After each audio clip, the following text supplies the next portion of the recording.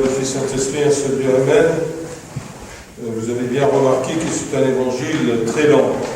Alors j'espère que mon sermon ne sera pas aussi lent, mais il y a beaucoup de points là-dedans. Je vais prendre quelques-uns principaux, je vais les mettre en évidence. Sûrement vous avez remarqué aussi qu'il y a à peu près 3 dimanches. Ce sont les derniers dimanches de l'année copte. Aujourd'hui, par exemple, c'est le dernier dimanche dans l'année parce que l'année copte va commencer jeudi prochain. Alors, l'Église a pensé bien que de lier entre la fin du monde ou la fin de l'année avec la fin du monde et la fin de la vie de la personne elle-même sur terre. Ce que vous avez entendu, c'est un discours entre le Christ et ses disciples. Et c'était le mardi saint, durant la semaine sainte, le mardi saint. Il a pris ses disciples, il est monté sur la montagne des Oliviers. Et devant cette montagne, il y avait quelque chose de très important pour la vie des Juifs, c'est le temple. Pour un Juif, il y a 3 choses très importantes. Il ne peut pas se dépasser de ces choses-là. Le temple, la loi de Moïse et tout le rituel. Alors tout simplement, les disciples, comme n'importe quel homme, il a toujours l'instinct de la curiosité. Il veut savoir quand, il veut savoir l'avenir. Surtout ce qui concerne les choses principales dans sa vie, comme la fin du monde, par exemple. Il veut savoir, il veut connaître. Surtout que le Christ, le lundi, il a commencé à dire aux Juifs que vous voyez ce temple-là, eh bien, en vérité, il ne restera pas ici pierre sur pierre qui ne soit renversée. Un Juif ne peut pas supporter l'idée même qu'il peut vivre où il y a une vie sur terre sans la présence du temple. Si le temple est ruiné ou disparu, c'est-à-dire que c'est la fin du monde. Et entre guillemets, c'est l'avènement aussi du Messie. Ils ont commencé à lui poser la question. Quand cela, dis-nous, quand cela arrivera-t-il et quel sera le signe de ton avènement et de la fin du monde? Ils veulent 2 choses, quand et un signe. Et pour la question quand, eh bien, il a tranché l'affaire une fois pour toutes. Il leur a dit, et il nous a dit, pour ce qui est du jour ou de l'heure, de ce qui va se passer la fin du monde, eh bien, personne ne le sait. Ni les anges dans les cieux, ni même le Fils dans son humanité, dans son incarnation, il ne va pas vous révéler ceci. Mais le seul qui le sait, c'est le Père seul. Donc, n'essayez pas de me poser la question. Je ne veux pas vous révéler cette question-là. Et aucun homme sur la terre pourra savoir ou connaître la fin du monde, l'heure et le jour. Mais pour le signe, il a commencé, tout ce que vous avez entendu, de donner des signes. Concernant le temple, il leur a dit, par exemple, vous verrez l'abomination de la désolation dont a parlé le prophète Daniel. Daniel, il a prophétisé en disant qu'un jour, vous allez voir le signe du démon. C'était quoi? C'était l'aigle des Romains. Les Romains, ils sont venus avec le guide Titus, un guerrier. Il a mis l'angle romain sur le temple, il a détruit le temple, et même il a profané le temple des Juifs. Même c'est écrit dans l'histoire que les Romains, ils sont rentrés, les soldats, ils ont pris les ustensiles sacrés du temple, ils ont bu du vin là-dedans, et ils ont commis le péché. Donc il leur a dit, quand vous allez voir l'abomination de la désolation établie dans le lieu saint, c'est le signe de la destruction du temple. La fin du monde, il leur a donné des signes. Je les prends en bref, parce que ce n'est pas ça qui compte pour nous. Il leur a dit que le soleil s'obscurcira, la lune n'aura plus de sa lumière, les étoiles tomberont du ciel, et les puissances des cieux seront ébranlées. En bref, tout passera. Tout ce que vous voyez sur terre passera. Même nos églises et nos monastères. Tout passera. Et par-dessus tout, il a commencé à leur dire, entre ces prophéties-là et ces signes, il y aura beaucoup de guerres et des bruits de guerre. Une nation s'élèvera contre une nation, un royaume contre un royaume, des tremblements de terre, des famines, des persécutions. En bref, il nous a dit un résumé ou quelque chose de principal. Il nous a dit, vous serez haïs de tous à cause de mon nom. Personne ne sait le jour. Il y aura des signes. Oui, je vous donne ces signes-là. Il y a des signes qui ont déjà passé pour la destruction du temple. Et il y aura toujours des guerres et des signes qui nous rapprochent de la fin du monde. Mais ce n'est pas la fin encore. Et nous serons haïs de tous à cause du nom du Christ. Si tu portes le nom du Christ, tu seras toujours haï par tes collègues, par le monde lui-même. Mais, il nous a dit quelque chose aussi très important. Mais celui qui persévérera jusqu'à la fin sera sauvé. N'ayez pas peur de ces signes et de ces guerres et des bruits de guerre et de ces tremblements et de cette misère qui est sur la terre. N'ayez pas peur. Celui qui persévérera jusqu'à la fin sera sauvé. Et en plus, il nous a dit aussi que je serai avec vous tous les jours jusqu'à la fin du monde. Même s'il y a des misères pareilles, sous forme de signes, eh bien, n'ayez pas peur. Ne vous troublez pas.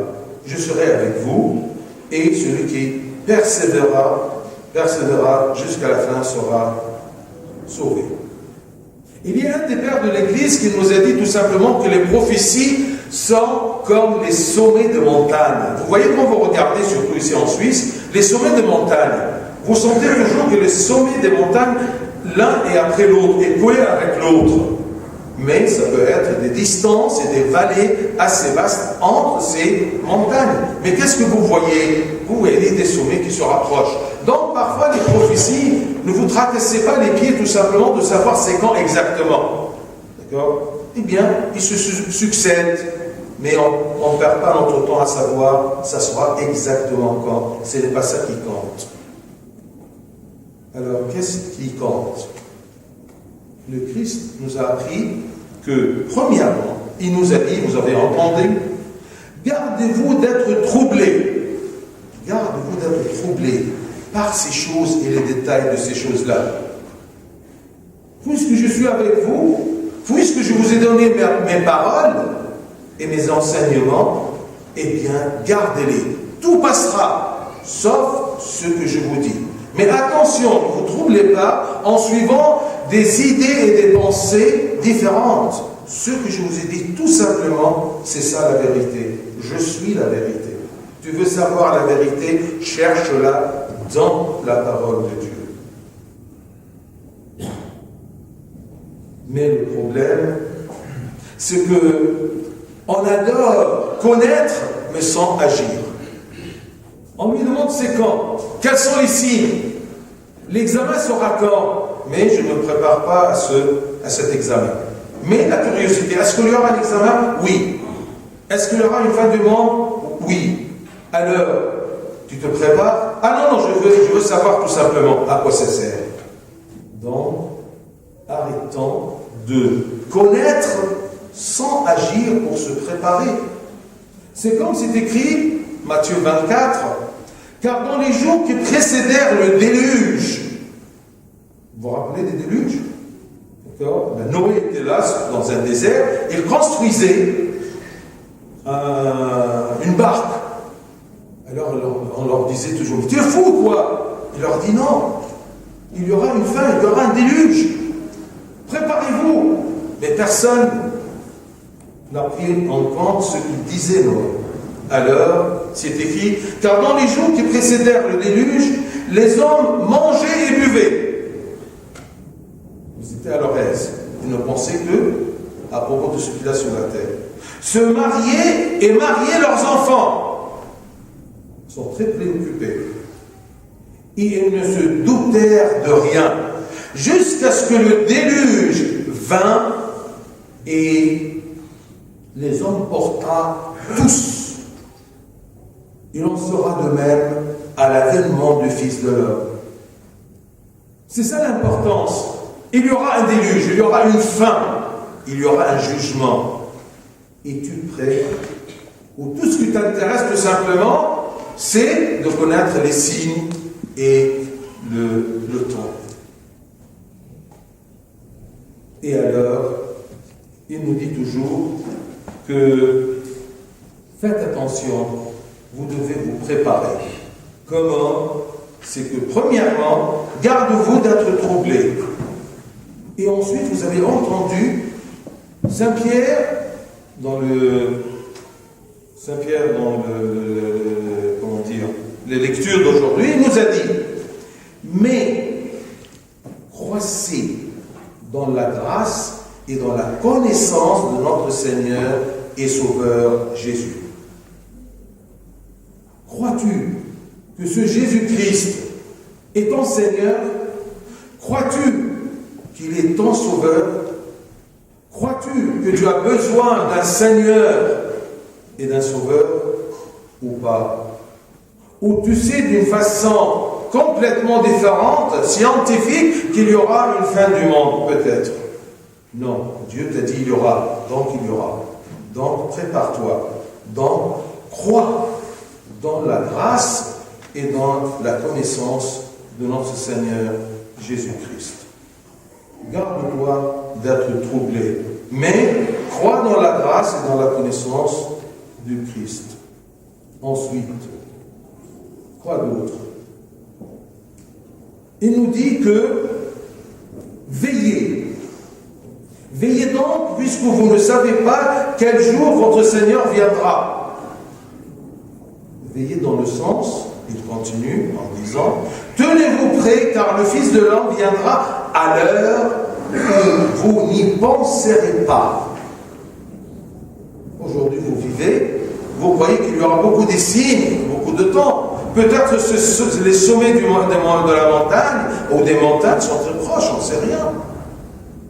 À l'heure où tu ne penseras jamais que ce sera l'heure. Donc, veillez et tenez-vous prêts. Pour être prêt, qu'est-ce qu'on doit faire? On doit veiller. Qu'est-ce que ça veut dire veiller dans le plus simple sens? C'est tout simplement d'examiner votre conscience. Examine ta conscience toujours. Examine tes pensées et tes actes. Est-ce que tu es prêt? Si le jour viendra, la fin du monde, c'est pour toi, c'est la fin de ta vie sur terre. Est-ce que tu es prêt pour être devant le juge, le juste juge, qui va te demander, donne-moi le compte de ta vie, qu'est-ce que tu avais avec cette vie que je t'ai donnée? Donc, examine ta conscience. Mais en examinant ta conscience, ne remets pas cet examen-là. Essaye toujours, essaie chaque jour d'examiner ta conscience. Qu'est-ce que tu as dit? Qu'est-ce que tu as fait? Qu'est-ce que tu as pensé? C'est ça. Tiens-toi prêt. C'est ça, veillez.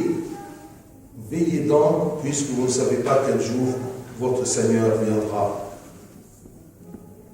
Je vais vous donner une pratique ou un exercice spirituel. Dès aujourd'hui, essayez toujours de s'intéresser à la prière de la la 12e heure. Vous savez, dans la 12e heure, il y a toujours, on vous sollicite toujours d'examiner votre conscience, de faire le point. Qu'est-ce que j'ai fait? Qu'est-ce que j'ai dit? Comment j'ai agi?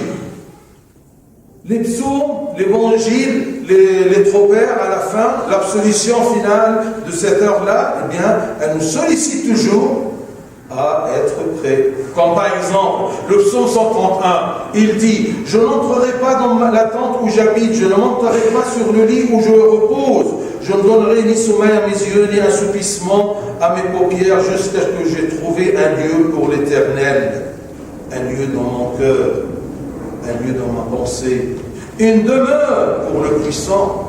Je ne peux pas monter sur le lit de mon repos, je ne peux pas fermer mes paupières que si je trouve une place, une demeure pour le Christ. Est-ce qu'il était dans ma vie, oui ou non? Ensuite, dans les tropères, les prières, voici, je suis prêt à me tenir devant le juste juge. Alors, quand tu dis ça dans ta prière, tu vas te poser la question, suis-je prêt? Et chaque jour, l'Église nous a fait cette prière de la 12e heure, tout simplement pour nous faire rappeler qu'on doit examiner notre conscience. Réponds-toi, mon âme, tant que tu habites la terre. Tout ça, ce sont des prières dans la Bible. La poussière dans le tombeau ne peut louer, donc ne perds pas ton temps sur la terre, parce qu'un jour tu es dans le tombeau, tu ne pourras rien faire. Mais mon âme, lève-toi du sommeil de la paresse. Ô mon âme, si tes actions mauvaises et tes iniquités turbides sont mises à nu devant le juste juge, quelle réponse donneras-tu? Toi, allongé sur le lit des péchés, toi, mon âme négligente, à dominer le corps. Vous voyez, tout ça, ça vous sollicite d'être prêt et de veiller. Et dans la prière de l'absolution, ô Seigneur, nous avons péché en toutes choses contre toi durant ce jour, que ce soit en acte, en parole, en pensée ou en sentiment. C'est ça, un homme prêt, un homme éveillé, un homme qui se prépare pour la fin du monde, pour la fin de sa vie sur terre.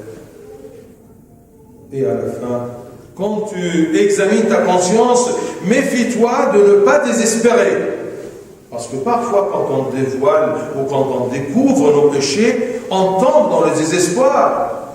Qu'est-ce que je peux faire? C'est terminé. Non. Il y a un verset qui te dit, Saint Jean, dans son première épître, si nous confessons nos péchés, il est fidèle et juste. Si nous confessons nos péchés, il est fidèle et juste pour nous les pardonner et pour nous purifier de toute iniquité. Toute iniquité, tous les péchés. Mais tu dois d'abord les reconnaître en faisant cet examen-là de conscience. Et quand tu précises tes péchés, à ce moment, tu pourras les confesser. Et à ce moment, tu seras pardonné. Et à ce moment, tu seras prêt et tu seras éveillé. C'est ça ce qui compte. Ce n'est pas de connaître quand je mourrai ou quels sont les signes. Non, ce qui compte, c'est qu'on soit éveillé et se préparer. Donc, ne vous troublez pas. Suivez toujours la parole de Dieu qui ne passera jamais. Croissez dans la grâce et dans la connaissance de Christ. Parce que c'est écrit que la vie éternelle, c'est quoi la vie éternelle? C'est de te connaître, toi, le seul vrai Dieu. Et ton Fils, Jésus-Christ, que tu as envoyé. Ne vous troublez pas. Croissez dans la grâce et dans la connaissance. Veillez, tenez-vous prêts. C'est ça qui compte. Et c'est ça que l'Église veut nous faire ou veut mettre en évidence pour les fidèles, surtout durant les derniers dimanches de l'année copte, qui est symbolisé que c'est la fin du monde et la fin de l'homme sur la vie.